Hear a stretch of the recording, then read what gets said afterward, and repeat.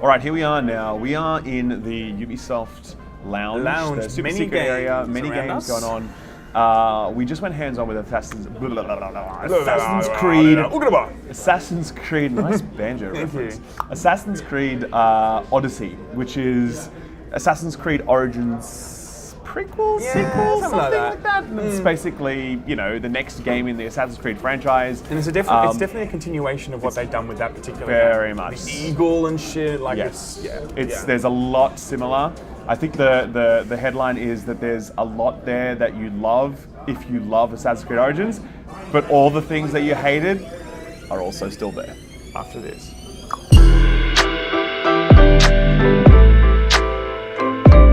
So guys, I think Assassin's Creed is a certain type of game. You're going to have people that just don't love the formula, don't love the game, and it doesn't matter what they bring out, they're always going to be like, not for me. Yeah. There's going to be other people that just love the kind of open world casual experience. It's a kind of open world casual experience. It is a very chilled casual experience, definitely. And I think a lot of people will like that because they don't have, you know, hundreds of hours that they can put into a game. They just want to jump on, jump off, and just feel like they can enjoy that experience. And I think I fall more into that category. So I enjoyed what I played. We played an hour, by the way. We played an hour of it. I enjoyed what I played. I found the combat system to be fine. There was a lot of things that we didn't love about it, but all in all, it's something that it was very much enjoyable. The open world was very beautiful. The story, we didn't really see it unfold a lot, so it's hard to really tell what that is. Yeah. But from what I saw, from a casual perspective, a lot of people, it's going to resonate with them, I think. Yeah, so as I've said a few times, I did not like Assassin's Creed Origins. I found it very grindy, didn't love the combat, didn't like the writing. I found that the whole sort of like level gating thing really shut me down in terms of my enjoyment. From what I've seen, all of those things are exactly the same here. You know, like it is a case of there are enemies with levels, and if they are too high, you can't really do anything to them. I tried to assassinate some guards that were like a level higher than me, and I couldn't actually assassinate them. I could only just half damage them, and that was kind of like rah. Yeah, but I have to say that if you're making an open world, you need to section off certain areas with certain difficulties. Otherwise, it's just open. You can just go anywhere, and there's no sense of progression to your progress. But I understand that. You know what I mean? But Grand Theft Auto is a different kettle of fish, though. There's lots of games that don't level gate their open worlds. I understand why level gating is good. I'm not saying it's objectively bad. I'm just saying I don't personally like it. I don't like going into an area and being like, oh cool, I'm going to get one shot by everything now. I can't think of one game that allows you to build a loot system and build a gear set and doesn't give you some sort of areas that are not accessible until you are strong enough. I understand that. I totally understand that point. I'm just saying that it just doesn't gel with me personally. So regardless.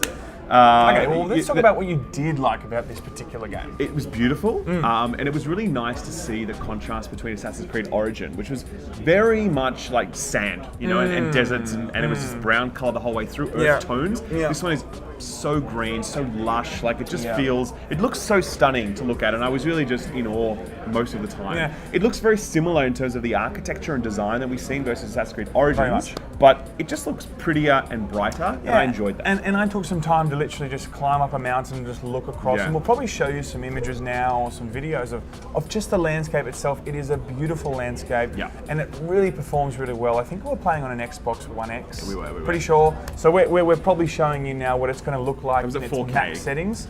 But regardless, it's a beautiful looking game, and I think that's also going to be something that people will love because it is eye candy. It's something just to really enjoy visually. They brought back naval combat. I'm a big fan of naval combat from Assassin's Creed 4, the best Assassin's Creed, by the way.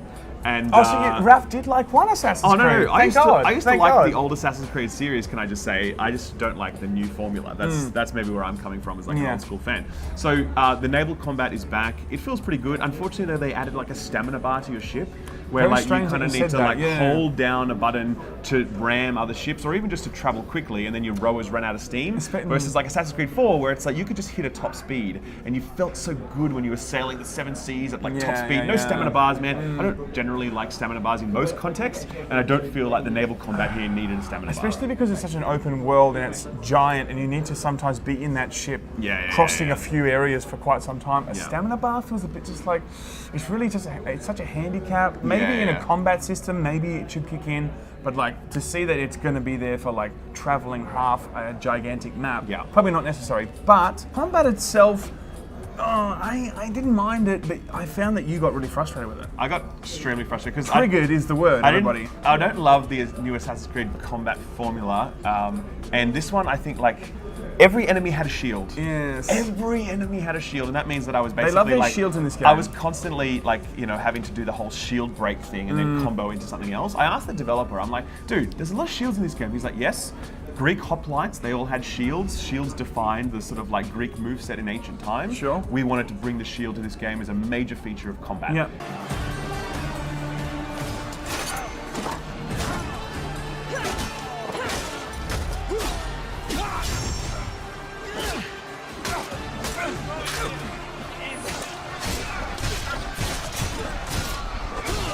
That's great for historical accuracy.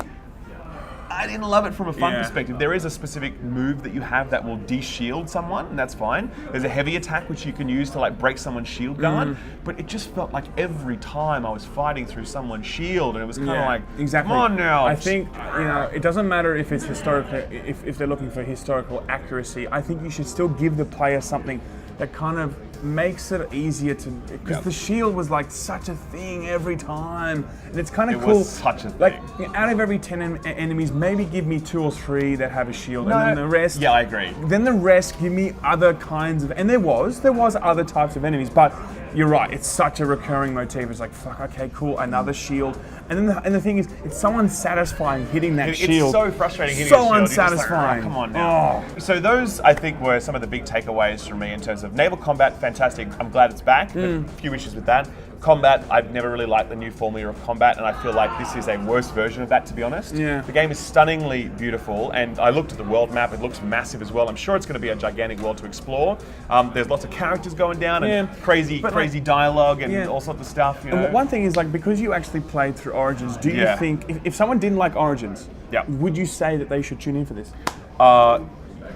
Obviously you can't say because I've only played an hour of this game, but from what I've seen, I do not see anything here that is going to pull me into this game, given that I didn't like Origins. It's very much like Origins 2.